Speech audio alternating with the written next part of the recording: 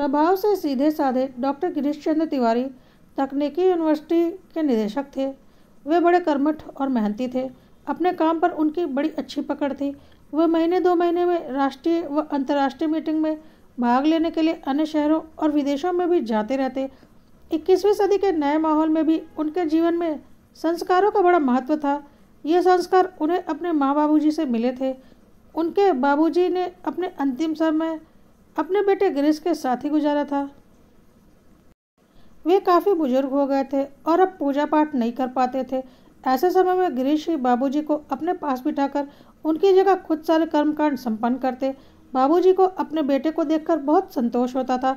बाबूजी के इस दुनिया से जाने के बाद भी उन्होंने वह दिनचर्या नहीं छोड़ी।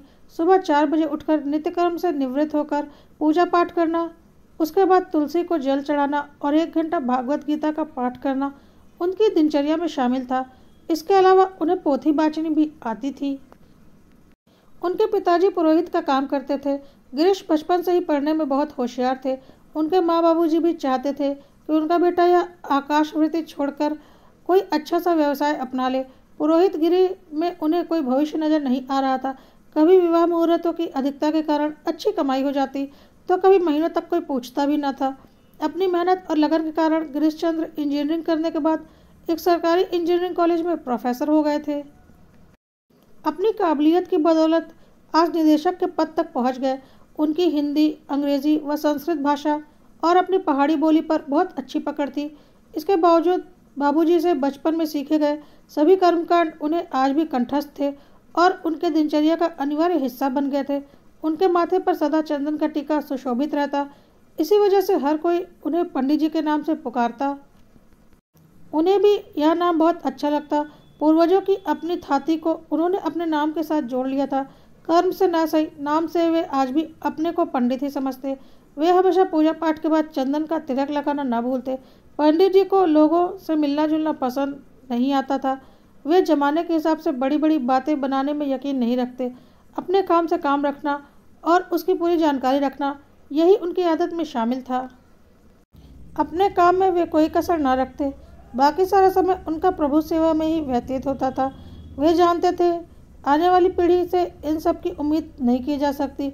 उनके बेटे वेदांत को बचपन से ही यह सब पसंद ना था।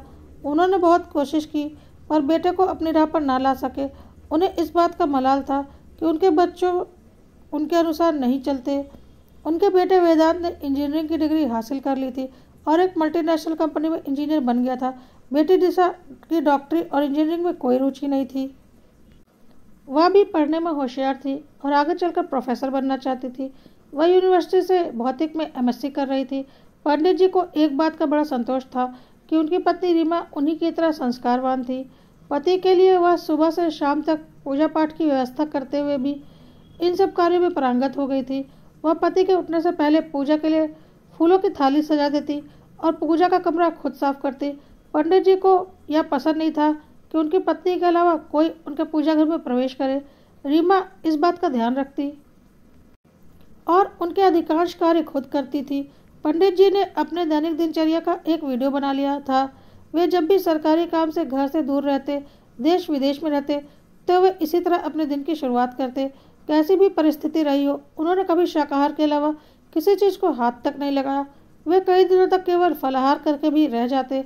उनके घर पर सभी आधुनिक सुविधाएं मौजूद थी, लेकिन वहाँ का माहौल आज भी पुराने दिनों की याद दिला देता।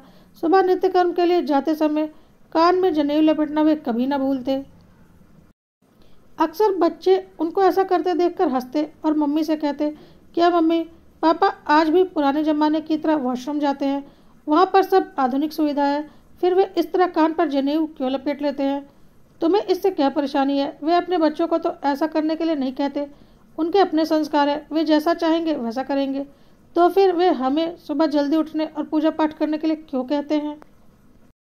जल्दी उठना कोई बुरी बात तो नहीं बेटे।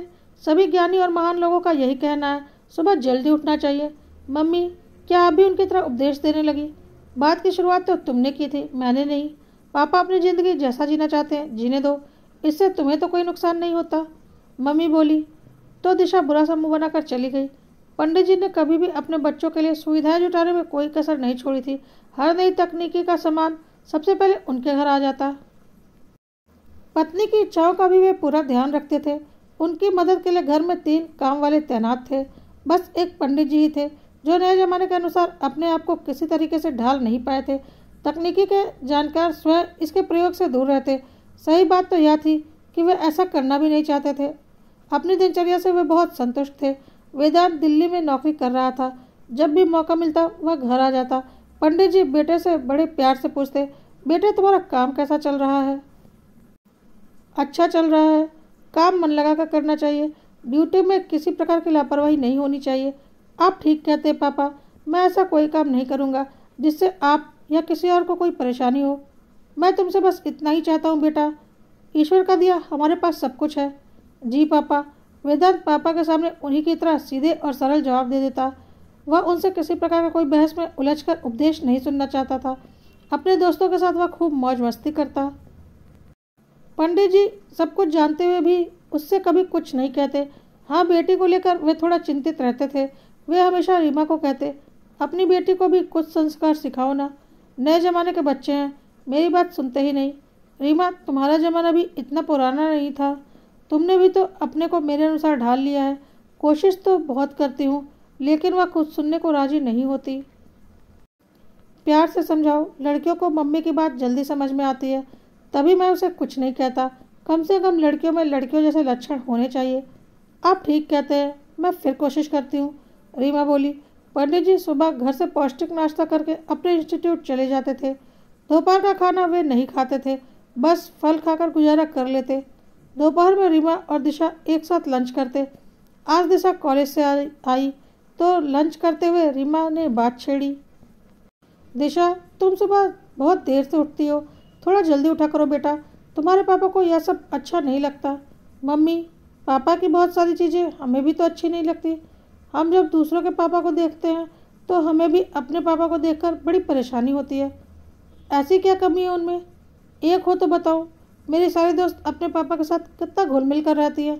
वे उनके साथ दोस्तों जैसा व्यवहार करते हैं। एक हमारे पापा है जिनके सामने खड़े होने पर भी झिझक होती है। तुम भी तो उनसे खुलकर बात करके अपनी झिझक दूर कर सकती हो। पता नहीं उनसे बात करने के बीच में संस्कारों की अदृश्य दीवार क्यों खड़ी हो जाती है। तुम एक बार कोशिश करके तो देखो। ना बाबा ना, उनसे बात करने बैठेंगे तो वे हमें ढेर सारे उपदेश सुनाने लगेंगे। ऐसा नहीं कहते बेटा, तुम्हारे पापा तो संत पुरुष हैं। यह बात अपनी जगह ठीक है, पर इतनी बड़ी पोस्ट पर होते हुए भी पापा का आचरण हमें पसंद नहीं आता। वे आज भी पुराने जमाने के पंडित पुरोहित लगते हैं। इससे तुम्हारा क्या बिगड़ जाता है? वे तुम्हारे लिए तो कोई कसर नहीं छोड़ते। तुम जिस चीज़ की मांग करती हो वे तुरंत पूरी कर देते हैं। बदले में वह बस इतना चाहते हैं कि हमारे घर की बेटी थोड़ी संस्कारवान होनी चाहिए। मेरे संस्कारों में कहाँ कमी है मम्मी? मैं आज के ज़माने की आधुनिक लड़की हूँ, लेकिन आप लोगों की खातिर हमने भी अपने आप को इन सब से काफ़ी हद तक दूर रखा हुआ है। आपने आजकल की लड़के लड़कियां नहीं देखी हैं? देखी ना सही, पढ़ती सुनती तो रहती हूँ। मुझे तुमसे बस इतना ही कहना है कि पापा चाहते हैं तुम थोड़े से परिवार के संस्कारों को भी महत्व दो। सुबह जल्दी उठा करो, साफ सफाई रखा करो। तुम्हारा कमरा हर समय कितना बिखरा पड़ा रहता है। मैं सुबह जल्दी कैसे उठ सकती हूँ? मैं तो आधी रात तक पढ़ाई करती रहती हूँ। तुम्हें जल्दी पढ़ने से कौन रोकता है? यहाँ तुम्हें कोई डिस्टर्ब करने वाला कोई भी नहीं है। तुम 10 बजे तक तो अपने दोस्तों के साथ बतियाती रहती हो, उसके बाद कोई खाक पढ़ाई करता है? मम्मी, जब सब सो जाते हैं मैं तो उसके बाद ही आराम से पढ़ाई करती हूँ। दिशा, यह तुम्हारी समस्या है, हमारी नहीं। हमारी प्रॉब्लम है तो हम उसे अपने हिसाब से हल तो कर रहे हैं ना। हर साल क्लास में टॉप करती हूँ, बगैर पढ़े तो नंबर नहीं आते होंगे। मुझे मेरे हिसाब से पढ़ने दो प्लीज़। जल्दी उठकर करना क्या है? जब ससुराल जाएगी तब क्या करेगी? देखना, तब तुम्हें मेरी बात याद आएगी। तब की तब देखी जाएगी। वैसे आपको और पापा को छोड़कर सबको पता है आजकल कोई भी युवा सुबह जल्दी नहीं उठता। इसी के कारण तो हमारे संस्कारों का ह्रास हो रहा है। रीमा गुस्से से बोली। आए दिन मम्मी और दिशा में इस बात को लेकर बहस हो जाती। मम्मी पापा चाहते कि लड़की अच्छे संस्कारों को लेकर ससुराल जाए। दिशा यह सब कुछ सुनने को तैयार ही नहीं थी। समय गुजर रहा था। दिशा ने अच्छे नंबरों के साथ प्रथम श्रेणी में MSc कर ली थी और वह नेट परीक्षा की तैयारी कर रही थी। इसके बाद ही वह किसी डिग्री कॉलेज में एसोसिएट प्रोफेसर बन सकती थी। पंडित जी के सीधे सरल स्वभाव को देखते हुए दिशा के लिए रिश्तों की कोई कमी नहीं थी। सुंदर प्रतिष्ठित परिवार की कन्या को अपनाने के लिए हर कोई तैयार था। सबके दिमाग में एक ही छवि थी कि बच्चों में कुछ गुण तो अवश्य पिता के आए होंगे। इन सबको देखते हुए एक बहुत अच्छे परिवार से दिशा का रिश्ता तय हो गया। लड़का पीसीएस अधिकारी था। इस रिश्ते से सब बहुत खुश थे। दिशा को भी अव्यक्त जोशी बहुत अच्छा लगा था। पंडित जी ने खुद पोथी देखकर अच्छा लगन चुनकर लड़की के हाथ पीले करने का दिन निश्चय कर दिया था। पंडित जी को एक ही चिंता थी कि ससुराल जाकर लड़की कहीं उनकी प्रतिष्ठा धूल में न मिला दे। उन्हें बेटी के संस्कारों में कमी साफ दिखाई दे रही थी। उनके बार बार कहने पर रीमा ने पंडित जी को आश्वासन दिया कि वह दिशा को फिर से समझाने का पूरा प्रयास करेगी। उसे जब भी मौका मिलता वह बेटी को समझाने से ना चूकती। दिशा को भी मम्मी के उपदेशों की आदत सी हो गई थी। उस पर उनकी बातों का कोई असर ना पड़ता। उसे जो करना होता वह करके ही रहती। समय बहुत तेजी से उड़ रहा था। शादी से एक हफ्ते पहले घर पर मेहमान भी आने लगे थे। उनके गांव से सभी रिश्तेदार आए हुए थे। इन दिनों सुबह से ही घर में खूब चहल पहल हो जाती। इतने पर भी दिशा ने अपनी दिनचर्या नहीं बदली थी। उसे देर से उठते देख रमा चाची बोली, दीदी, दिशा दुल्हन बनकर दूसरे के घर जाएगी तो क्या वहाँ पर ऐसे ही दिन चढ़े तक सोती रहेगी? दिन भर भाग दौड़ी करके थक जाती है। कुछ देर सो लेने दे। मायका मायका ही होता है। ससुराल जाकर अपने आप यह सब आदतें छूट जाती है। रीमा बोली। शादी का दिन आने तक भी दिशा की दिनचर्या में कोई परिवर्तन नहीं आया था। वह सुबह देर तक सोती, अपने हिसाब से दिन भर के काम निपटाती। निर्धारित समय पर लग्नानुसार सुबह मंगल स्नान के साथ विवाह कार्यक्रमों की शुरुआत हो गई। पंडित जी का आज व्रत था। बेटी की विदाई तक वे अन्न का दाना तक मुंह में नहीं रख सकते थे। देर रात तक शादी के कार्यक्रम चलते रहे। पंडित जी ने सभी व्यवस्थाएं बहुत अच्छी कर रखी थी। विवाह स्थल की सजावट, बारातियों का स्वागत से लेकर भोजन तक सब इंतजाम अपने आप में बेजोड़ था। कहीं कोई कसर नहीं थी। पंडित जी ने अपने सभी रिश्तेदारों और परिचितों को विवाह समारोह में सपरिवार आमंत्रित किया था, जिससे किसी को भी शिकायत का मौका न मिले। रीमा, वेदांत और नजदीकी रिश्तेदार सब मेहमान के आवभगत में लगे थे। पंडित जी भी मेहमानों का स्वागत कर रहे थे, पर इतना सब होने पर भी वे पुरोहित जी के साथ हर जगह खुद खड़े होकर एक एक रस्म को पूरे विधि विधान से निभा रहे थे। वह इसमें कोई कसर नहीं छोड़ना चाहते थे। वे और कुल पुरोहित दोनों मिलकर साथ साथ मंत्रोच्चारण कर रहे थे। यह सब देखकर हर एक का दिल द्रवित होता जा रहा था। लड़के के पिता होने के साथ साथ उन्होंने पुरोहित का जिम्मा भी अपने ऊपर ले रखा था। भले ही पुरोहित जी से कोई चूक हो जाए, पर पंडित जी एकदम सचेत थे। देर रात तक फेरे संपन्न हुए। सुबह गाय दान की रस्म के बाद दिशा की विदाई की तैयारी शुरू हो गई थी। यह वह समय होता है जब कोई कितना भी कठोर दिल का इंसान क्यों ना हो, वह अपने जज्बात काबू में न रखकर पिघल जाता है और उसकी आंखों में भी आंसू आ जाते हैं। पंडित जी को अपने बच्चों से बहुत लगाव था। भले ही एक ही घर में रहते हुए उनके संस्कारों में जमीन आसमान का अंतर था। विदाई के समय दिशा सबसे लिपट लिपट कर रो रही थी। भाई वेदांत भी एक और खड़े होकर अपने आंसू पोंछ रहा था। आंखों में आंसू भरे दिशा मम्मी से लिपटने के बाद थोड़ी दूर खड़ी थी और पिता के गले लगने में थोड़ा झिझक रही थी। संस्कारों से वशीभूत होकर वह कभी उनसे लिपटने का साहस नहीं कर सकी थी। उसका बहुत मन करता था कि वह भी अपनी सहेलियों की तरह अपने पापा से ढेर सारी बातें करे और उनसे लिपटकर उनका प्यार पाए, लेकिन पापा का व्यक्तित्व ऐसा था कि वह कभी इतना साहस कर ही नहीं पाई। वही झिझक उसे इस समय भी हो रही थी। नए जमाने की हवा ही ऐसी है, उसके प्रभाव से कोई कैसे बच सकता है। मेरी बेटी भी इसका अपवाद नहीं है। उसमें भी आप सबको कुछ कमियां दिखाई देंगी। इसे मेरी कमजोरी समझकर उसे माफ़ कर देना। ये न समझना कि मैंने अपना सिर का बोझ आपको सौंप दिया है। वह मुझे बहुत अजीज है। आज उसका विवाह आपके पुत्र अव्यक्त के साथ करके मैं अपने आप को धन्य समझ रहा हूँ। इतना कहते हुए उनकी आंखें छलक आई। ऐसा कहकर हमें शर्मिंदा न करें। हम तो ऐसा कभी सोच भी नहीं सकते। आप निश्चिंत रहें, आपकी बेटी अब हमारी बेटी है। आपने यह कहकर मेरे दिल का बहुत बड़ा बोझ हल्का कर दिया। अपने कलेजे का टुकड़ा आपको सौंप रहा हूँ, इसका ख्याल रखना। आंखों से आंसू पोंछते हुए पंडित जी बोले। दिशा यह सब सुन रही थी। अब उससे न रह गया और वह अपनी सारी झिझक छोड़कर पापा के गले लिपट गई। आंसू के बौछार में वह कुछ कह नहीं पा रही थी।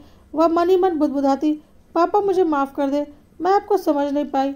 सच में आप बाहर से नहीं अंदर से भी संत हैं। वह कितनी मूर्ख थी जो हमेशा उनसे दुनियादारी की अपेक्षा करती थी। हिचकियों के बीच में उसकी आवाज़ गले में ही अटक गई थी। वह बहुत देर तक पापा के गले से लिपटकर रोती रही। पंडित जी भी उसे प्यार से सहला रहे थे। आज पिता और बेटी के बीच की झिझक की दीवार ढह गई थी। बेटी को हल्के से अपने से अलग करते हुए उन्होंने उसे कार में बिठाया और आशीष देकर बोले, सदा सुखी रहना। इसके साथ ही दिशा को लेकर कार आगे बढ़ गई। उसके जेहन में अभी तक पापा के कहते शब्द ही गूंज रहे थे। सब कुछ बहुत अच्छे से विधि विधान से निपट गया था। बेटी की विदाई के साथ घर सूना हो गया। पंडित जी के दिल से बड़ा बोझ उतर गया था। उन्हें बस इस बात का सुकून था कि उन्होंने बच्चों को अपने संस्कार ना दे सकने की बात दिशा के ससुराल वालों से छुपाई नहीं थी।